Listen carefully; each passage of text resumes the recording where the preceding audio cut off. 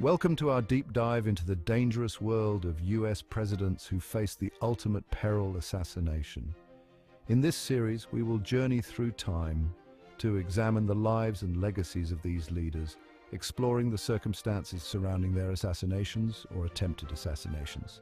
Join us as we uncover the fragility of power, the unpredictability of fate, and the enduring strength of the human spirit in the face of danger. The shadow of the Civil War loomed large over my presidency. I guided the nation through its darkest hour, holding it together amidst unimaginable division. On April 14, 1865, just days after the Confederate surrender, John Wilkes Booth, a Confederate sympathizer, shot me at Ford's Theater.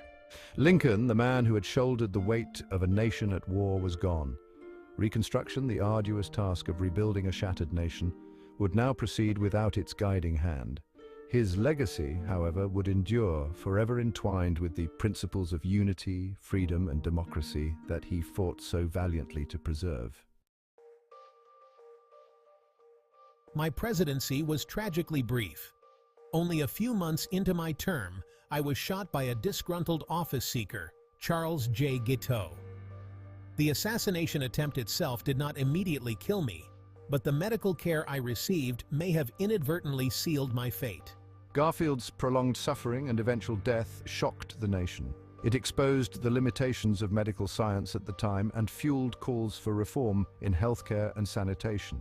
Garfield's assassination, though a tragedy, spurred important changes in American society, paving the way for advancements in medicine and a more meritocratic government.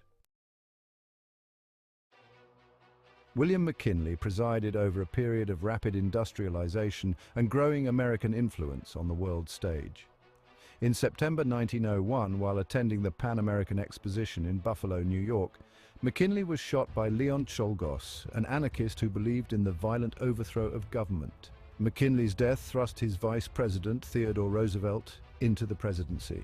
Roosevelt, a dynamic and progressive leader, ushered in a new era of reform known as the Progressive Era, which aimed to address social and economic injustices.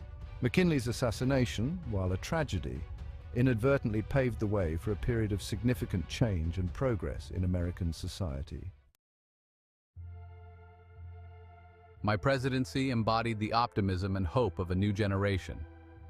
My charisma and vision captivated the nation, yet my time in office would be tragically cut short in one of the most shocking events in American history. On November 22, 1963, while motorcading through Dallas, Texas, I was fatally shot by Lee Harvey Oswald. The assassination sent shockwaves throughout the world, and the grainy images of that fateful day are forever etched in the collective memory of a nation. My death fueled conspiracy theories, deepened the Cold War anxieties, and left a void in leadership during a tumultuous period of social change. Despite my truncated presidency, my legacy continues to inspire. Theodore Roosevelt, the energetic and charismatic leader, faced his own brush with death while campaigning for a third term as president in 1912. On October 14, 1912, while greeting well-wishers in Milwaukee, Wisconsin, I was shot at close range by a saloon keeper named John Schrank. Undeterred and with characteristic grit, I continued with my scheduled speech, famously declaring, "It takes more than that to kill a bull moose." My survival and my defiant response to the assassination attempt cemented my place as a larger-than-life figure in American history. Ronald Reagan, the affable and popular 40th president, faced his own moment of peril just a few months into his first term. On March 30, 1981, while leaving a speaking engagement in Washington, D.C., Reagan was shot and wounded by John Hinckley, Jr., a troubled young man seeking notoriety.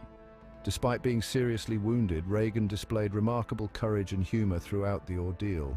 My survival and quick recovery from the assassination attempt bolstered my image as a resilient leader. The event, while traumatic, ultimately strengthened my presidency and shaped the narrative of my time in office. July the 13th, 2024. Now we have to add Trump to the list.